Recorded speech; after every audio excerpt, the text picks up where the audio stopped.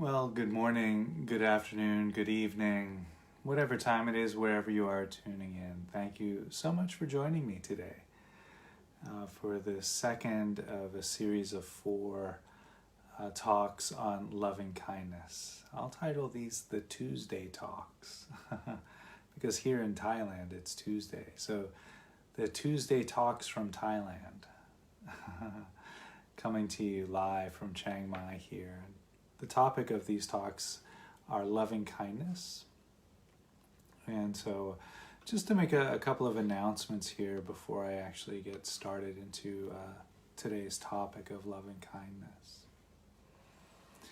So the thrust behind the month-long talks of loving kindness is the fact that I'm going to be offering 2 online retreats on loving kindness.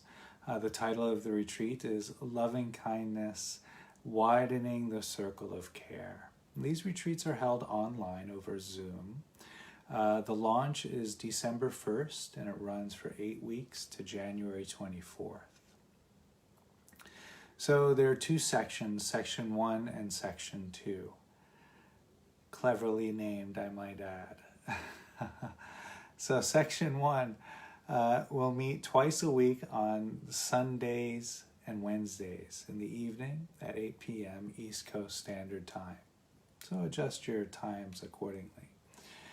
Section 2 will meet twice a week on Sunday and Wednesday mornings, 8 a.m. UK time. So that section is really created to cater to people in Europe, also to cater to people who like to have a later session in Asia, Australia, New Zealand, and so forth. So both section 1 and 2 occur live over Zoom for 120 minutes, so for 2 hours. There is a break in the middle, about a 10-minute break. The sessions are recorded. So if you would like to study these very, very beautiful teachings of loving kindness, and you find these times of the retreats restrictive or limiting, feel free to sign up to register. I do have participants who do register, who do the whole thing through the recordings. And you're welcome to do that. You still have access to me as a teacher, and we can meet one-to-one over those 8 weeks. So you're welcome to do that. Or if you know that you'd like to do the retreat and you'd like to do some of the sessions live, but you know that you'll miss a few here and there, also fine. Great, I welcome that. So again, the retreat opens Wednesday, December 1st at 8 p.m. East Coast Standard Time and closes Sunday, January 24th. The retreat includes guided meditations, lectures, Q&A sessions, private one-to-one sessions with myself, and interactive discussions with the community. There'll be a Facebook community page as well. And the entire 8-week program is $99 is the registration fee for the 8-week program, $99 US. If you find the price limiting, and you'd like to attend, but you feel you can't afford that, please do reach out, either through Messenger or through my website, and we can find a way to make the fee accessible. I have scholarships, limited amount of scholarships available, and financial aid. So the website is suchsweetthunder.org, and so if you'd like more information about that retreat or any of the other programs that I'm offering, visit the website. And again, you can email me there as well. Okay, so that's, I think, all of the announcements I would like to make today. So time to move into the task at hand. And so as a way of kind of settling into the present moment, I'd like to offer just a brief guided meditation here at the very beginning. And so I'll ring the bell and I'll just guide us through a meditation. This may be about 5 or 7 minutes long. And then we'll move into the topic of loving kindness. So enjoy this practice.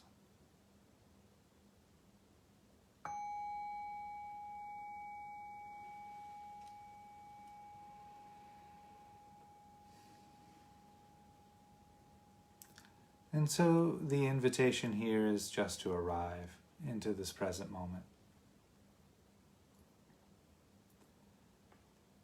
And there are many ways of arriving into the experience of the here and now. And so for this practice, let's start with the sounds of the present moment. And so the invitation here is just to listen to whatever sounds might be available.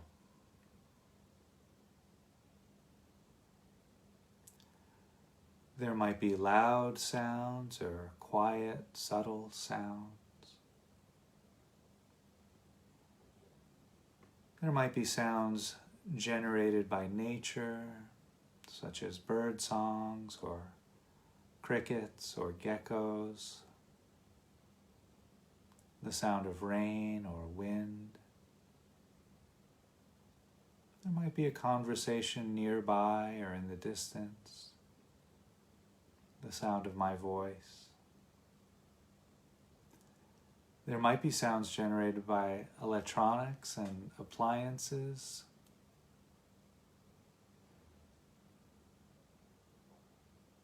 You might notice how the sounds simply appear. They might stay for a while and then they disappear. And after a sound disappears, it leaves space, or it disappears into the silence.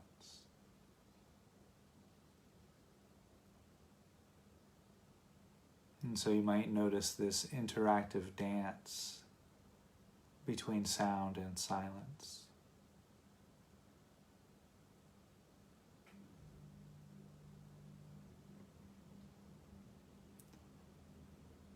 And so just rest. There's no effort required to listen to the present moment. The sounds simply appear, and they're instantly known, and they disappear and they're instantly let go of.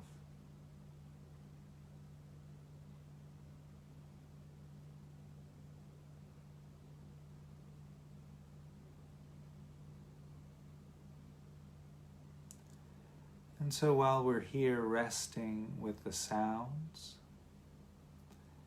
the invitation then is to bring awareness and attention to the feet, inviting the muscles in the feet to rest, relax.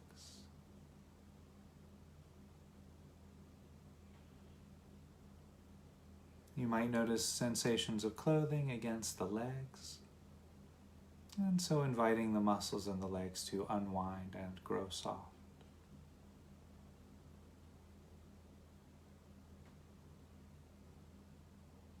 You might also notice the weight of the body against the cushion or chair or mat or floor, and inviting the muscles underneath those sensations to relax and rest.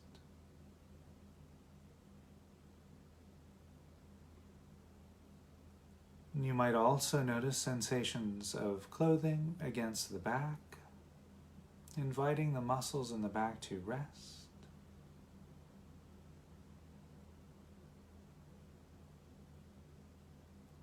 Perhaps noticing the hands resting against the body or touching each other, the arms resting against the body. And inviting the hands and arms to relax and unwind.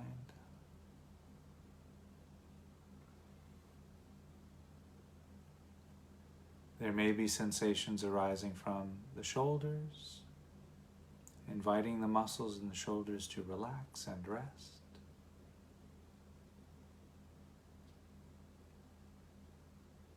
You might also notice sensations arising from the back of the neck, the sides of the neck. And so inviting the muscles in the neck to relax and unwind. grow soft.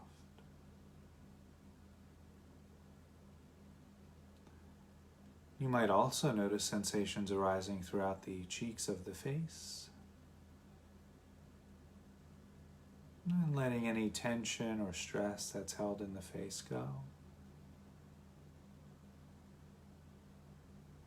And noticing sensations arising from the top of the head.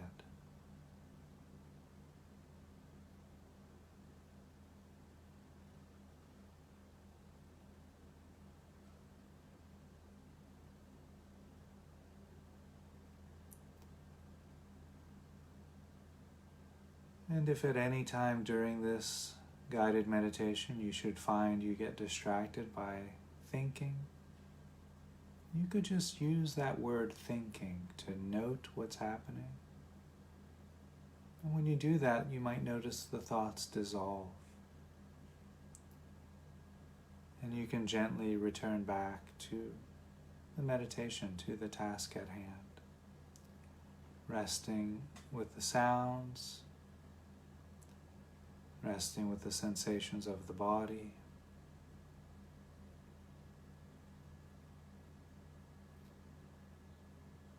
And so here the invitation is just to notice the breath.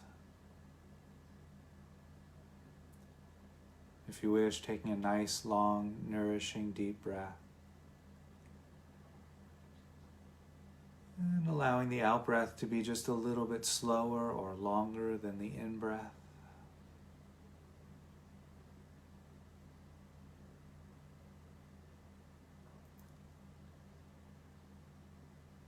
You might invite the breathing to just return to its uncontrolled breathing pattern whenever it feels comfortable to do so.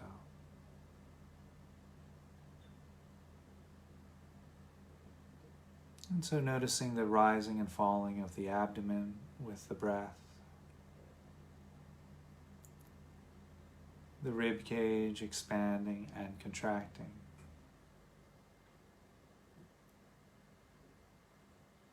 You might notice the rising and falling of the shoulders as you inhale and exhale.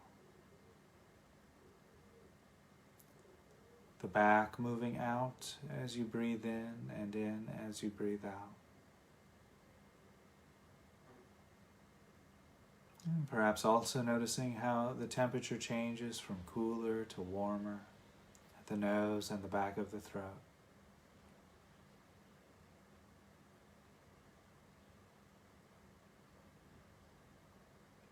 And so just resting here. Resting with the breath and the body, and the silence and sound.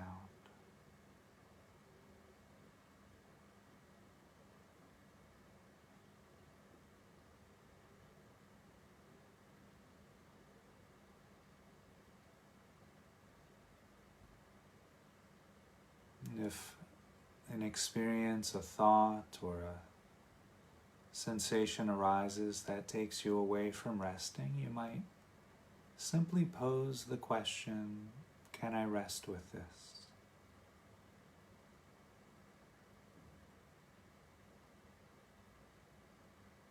Don't try to answer the question, but allow the question to simply guide your awareness back to the resting.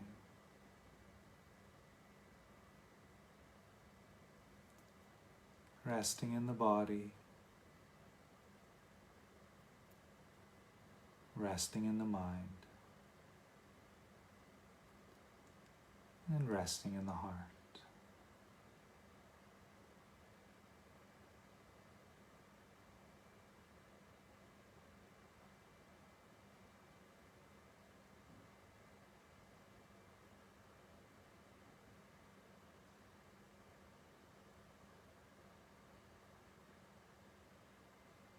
And just during this meditation, allow yourself to rest very, very deeply. You don't need to make anything happen. You don't need to figure anything out. There's nowhere to go. There's no one to be. There's nothing to solve.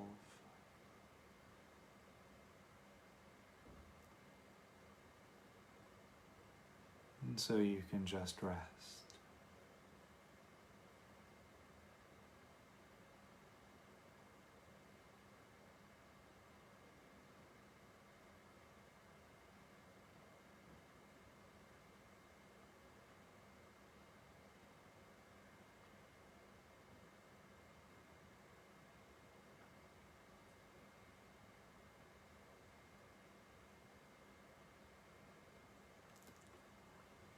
And so in the next breath or two, we'll begin to shift away from this brief guided meditation and back into a conversational space.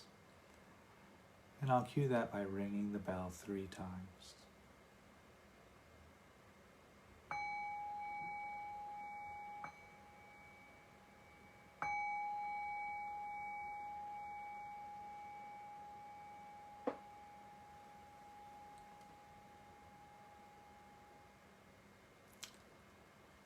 So thank you for joining me for that very brief guided meditation on the topic of resting.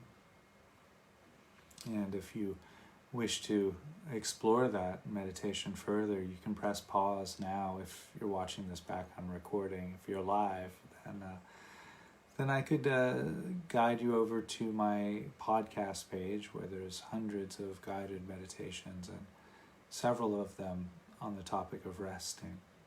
Or if you wish, you could send me a message that you want to deepen your quality of rest, meditating on resting, and I'd be happy to send you a link to some guided meditations.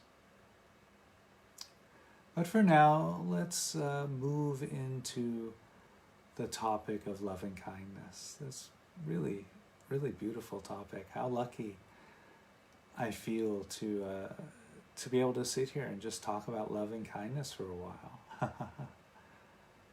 I'm very blessed in that way.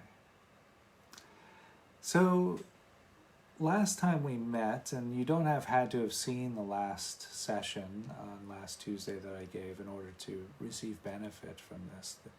All of these sessions are standalone. But just to refer to the last time we met, we did a brief look at loving kindness for ourselves, and how one might do that is to offer phrases which are imbued with the quality of loving kindness, and we offer those to our own heart. And so today we'll eventually get to offering those same or similar phrases to people we love, or people we like, people we're fond of. So,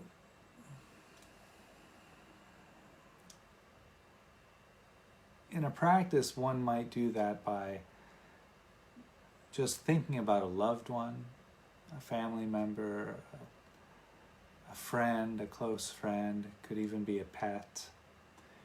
Some teachers say we shouldn't use our partners, romantic interests and things like that, and there's good reason for that, and perhaps I'll speak to that in a little bit. For me personally, I think it's okay to use a partner, a loved one. I've kind of recently changed my view on this. But just to be aware that the quality of desire can be a hindrance to the cultivation of loving kindness. And so just to be aware that is one of the potential pitfalls of practicing loving kindness to people we have a desire-based relationship with. And so if you're new to the practices of loving kindness, you might want to just select someone different, a close friend or a family member, a brother or a sister, so then you don't have that danger. And so I want to, kind of specify there that, if we have a desire-based relationship with someone, then that relationship usually has some kind of, reciprocation base. I'll, show you loving kindness and care for you as long as you continue to show me loving kindness and care for me. But true loving kindness, true metta, as it's known as in Pali and Sanskrit, doesn't have that quality to it at all. We only want that person's happiness, regardless of how they feel towards us. That our intention is that person find their happiness, their joy. And in that's the reward in itself. When we see that person in their happiness, in their joy, in their comfort, in their contentedness, we reap the benefits of that. And so that's true loving kindness. And so that's how that can be confusing sometimes. So I'm just going to talk us through how this meditation might go. And if then we might have a chance to do a little bit of meditating towards the end. So I would guide one into the present moment. So if you were on the retreat with me, I would ring the bell just like I did a few moments ago. I'll bring us into the present moment. But then rather than going into a deeper state of rest, I would invite you to just think of a loved one. Bringing this loved one into the present moment with you, so to speak. Either by visualizing them, or sometimes you could just say their name a few times, getting a feel for their presence. And if you're visualizing, sometimes it's nice to visualize actually giving them a gesture of love and kindness. Like you might visualize hugging this person, or shaking their hand, or if it's a good friend, you might say, "Hey man, what's up?" Give them a high five.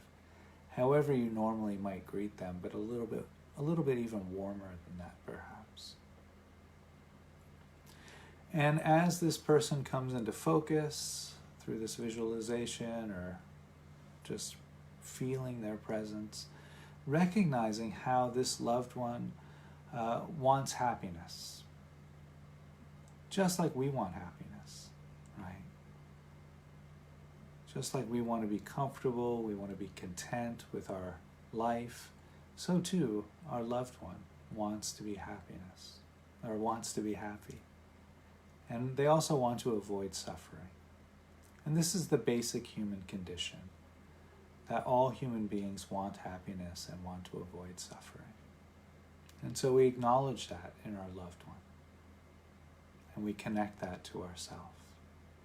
So drawing that connection, that empathetic tie, if you will, with the loved one there, that we're connected through this real calling to be happy and to avoid suffering.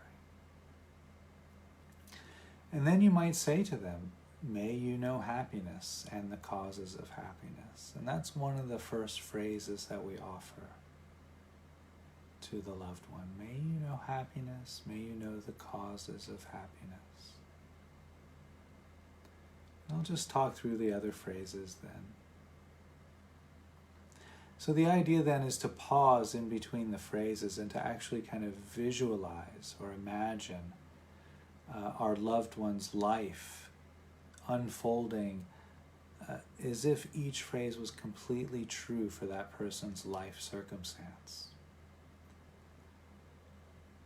So we say, "May you know happiness and the causes of happiness," and then we pause there and really visualize that person, or imagine that person completely happy. And so you might think, well, that's impossible, right? Nobody can be completely happy all of the time.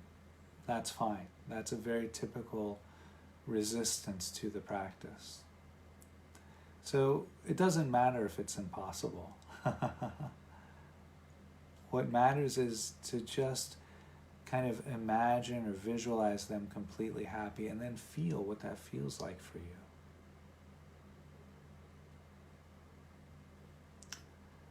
So the first phrase, again, may you know happiness, may you know the causes of happiness. The second phrase, may you be safe and healthy. And so, taking a few moments here, just following along with me. Visualizing your loved one feeling completely safe, completely healthy.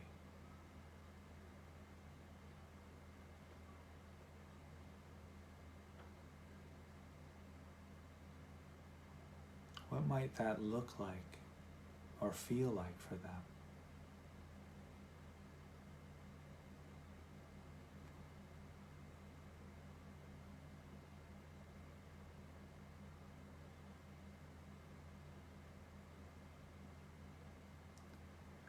The third phrase, may you live a life of peace without struggle.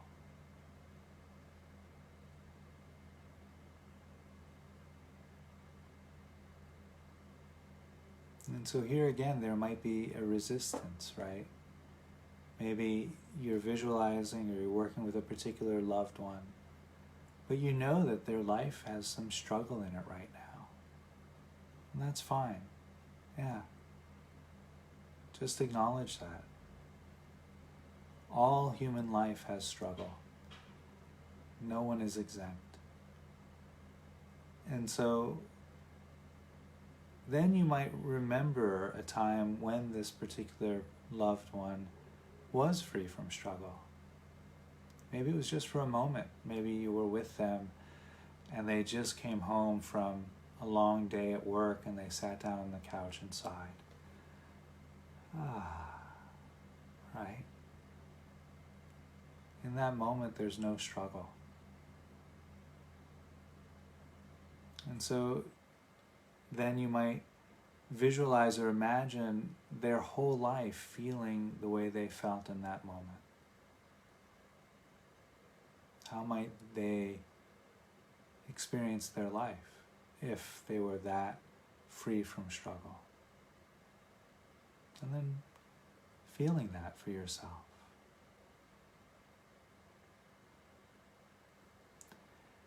The next phrase, may I open to things just as they are.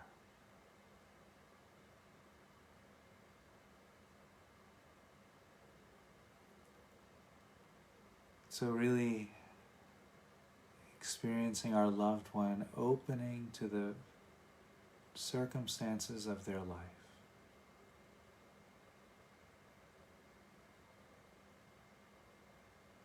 And this phrase, I love this phrase because it shows us that some of the resistances that we have towards loving kindness towards ourselves or for others is based on a resistance to the circumstances of life.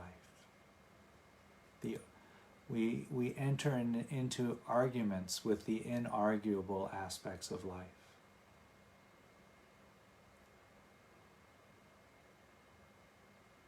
And that's fine. Those resistances are normal. We don't want to villainify our resistances. So the idea is when we notice these blocks or resistances, as I like to call them, to get to know them, to become intimate with them, and to hold them with compassion. The resistances are there for a reason. So we just want to get to know them, so that eventually, in our day-to-day experience, when somebody offers us kindness, a compliment, a smile, holds the door open for us, whatever it is, then we can open to that kindness freely. We don't ignore it, or we don't shut down. The resistance comes up, we say, oh, there you are. How nice. And then we let the kindness in. So may I open to things just as they are. we're extending it to a loved one. May you open to things just as they are.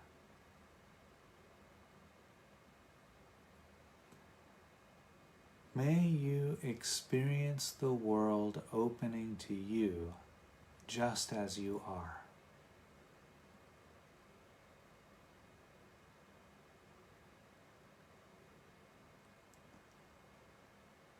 May you experience the world opening to you just as you are.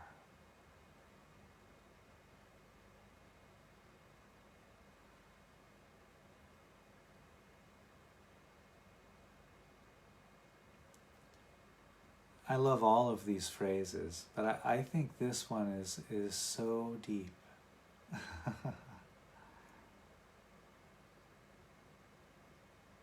And so we try to witness or experience or visualize our loved one, and the whole world is opening to them just as they are. How would that feel for that person? What would that look like? How would that change their way of relating to the world?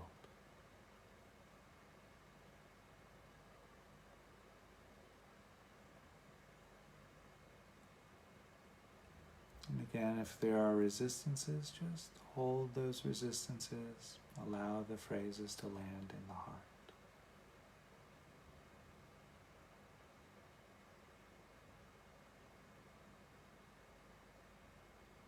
May you experience the world opening to you just as you are.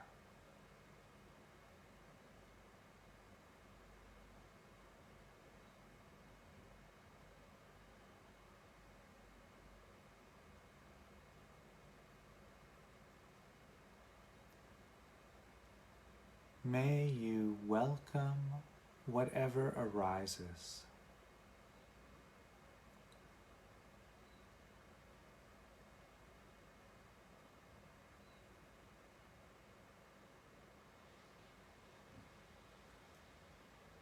May you welcome whatever arises.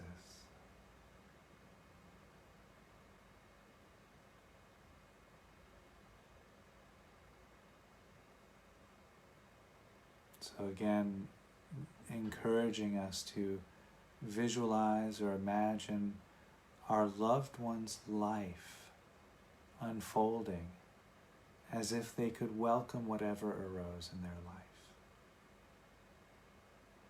How radical. What would life look and feel like for them? And so in the guided meditation that I'll be offering on these retreats, and that I offer in one-to-one sessions sometimes, and on the podcast I have some guided meditations on loving kindness. I generally guide people through the phrases 2 or 3 times, pausing for about a minute in between each phrase. And so in that pause, the phrase and how we hold the phrase can really begin to shift. That's where a lot of the work happens. These phrases are written in such a way that they get under our skin. And some of you here may have done loving kindness practices before, and there are some really basic phrases like, may I be happy, may I be at ease, may I be healthy. Nothing wrong with that. That's fine. That's a different kind of practice. But these practices are really insight practices. They're really designed, as I said, to get under our skin and to kind of knead their way into our heart. And in doing that, they bring out the resistances that we've built and created around our heart in regards to loving kindness, for whatever reason. And we start to see that those resistances have outlived their expiration date. They're like sour milk. We don't need to to imbibe those any longer. And so we can get rid of those. And in doing that, we become much more available to others, to ourselves, to life.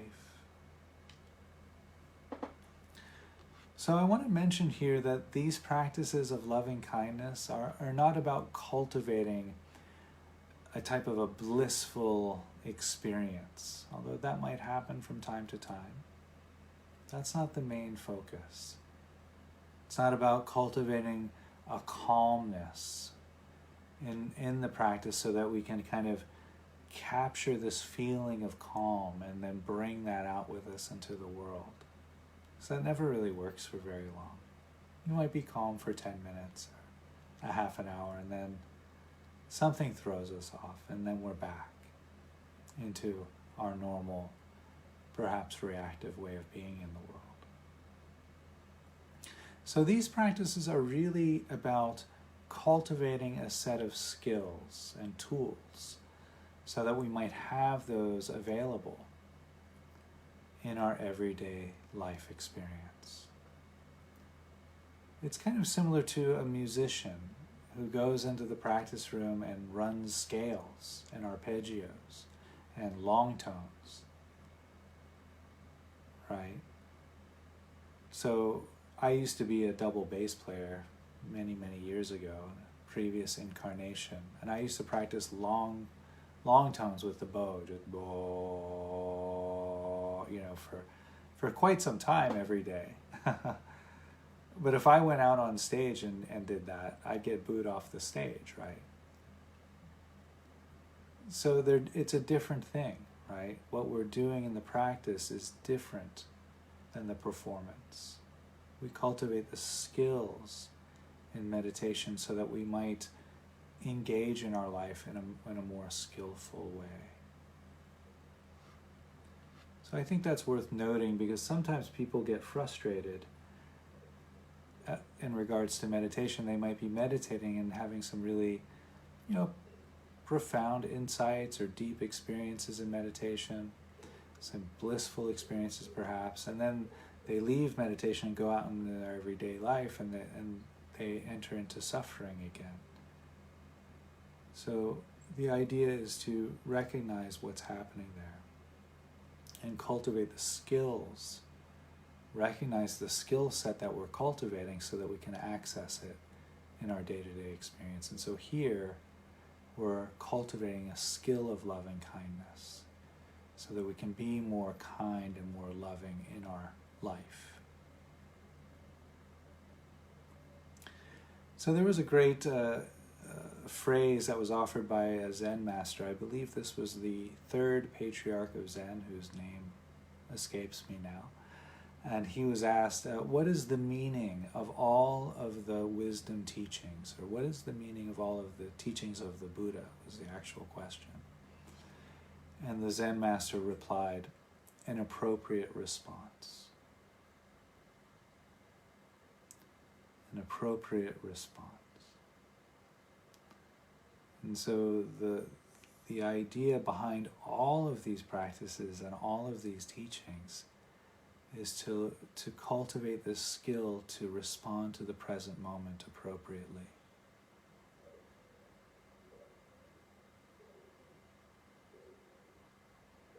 And so loving kindness practice is really about cultivating the ability to be in our experience of life as completely as possible without falling into reactive patterns. You recall the phrase, may I open to things just as they are. May I welcome whatever arises, right? These phrases are about embracing life. This open-hearted warmth towards our experience. Now,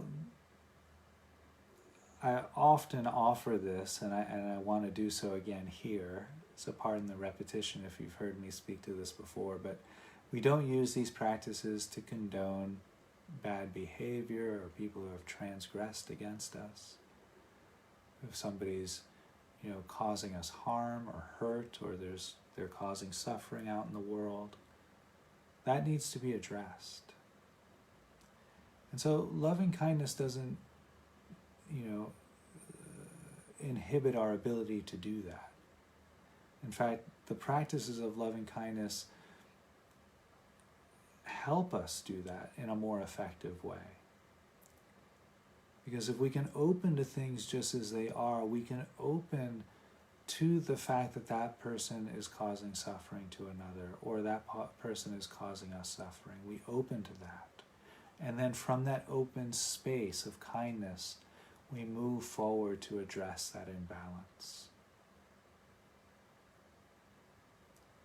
So where we might have, if somebody was hurting me or causing me harm, prior to a practice like this, I might have moved forward and yelled at that person, or even attacked that person, or punched that person in the name of self-defense. Perhaps that would have been the only option that I saw that would have been available. And we all do this, right? We all say, oh, that person made me so angry, right? We kind of justify it, thinking that that's what anybody would have done. Because before a practice like this, we only see the one response that we've always done in the past. That's why it's called a habitual reactive pattern. So when we engage in practices like loving kindness, we start to see that there are other choices. Oh, I don't have to do that. I can open to this situation. And open also to the feeling of my patterns, but let them go. Say, oh, I don't have to hurt this person because they were, causing me grief. But I can actually address it in a skillful way.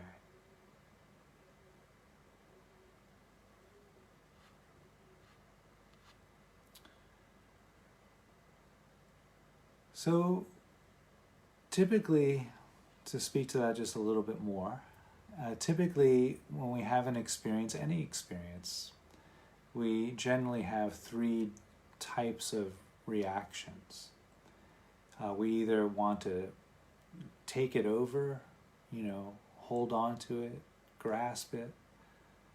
That's the reaction to some sort of attraction that we might have. Or we want to get rid of it, we want to push it away, we want to, annihilate it out of our life. That arises from some sort of aversion. Or we just ignore things or numb out, which is our typical reactive pattern to indifference. And so loving kindness allows us to see how that might happen. We can start to see our reactive patterns and move away from those. So we are running very short on time, and so I don't think we'll actually do a full guided meditation here today. I've talked for almost 45 minutes. So. But I will post a link to a guided meditation at the comments just underneath this video once it's posted on the Facebook page there, and on Instagram and on YouTube. Or feel free to email me through the website again, or message me, say I'd really like to do some guided meditations on loving kindness. I'd be happy to send you a link to a guided meditation. For more information about the retreat itself, where we'll be taking a very, very deep look at these practices, the one I outlined here and many others, please do go visit the website, look at the retreats and programs page. There's all the information you'll need about the retreat there. If you're ready to register, go ahead and email me or message me through Facebook or Instagram, and we'll go ahead and get you registered and signed up. Love to have you on the course. I'm very excited about it, actually. I really enjoy facilitating these retreats. It's something I so love to do. So hope to see you there. I'll be back here on Thursday, an hour earlier, at the previously scheduled time at 10 p.m. East Coast time, or 10 a.m. here in Thailand. On Thursday, talking about the Four Noble Truths and the Eightfold Path of Buddhism, but without the ism, just delivering it in a very secular fashion. It's a great model for practice and a great map for how we might free ourselves from the conditions of suffering inherent in the human experience. So I hope you'll join me for that. Have a great morning, afternoon, evening, and we'll see you next time. I'll ring the bell to close it out. Thank you.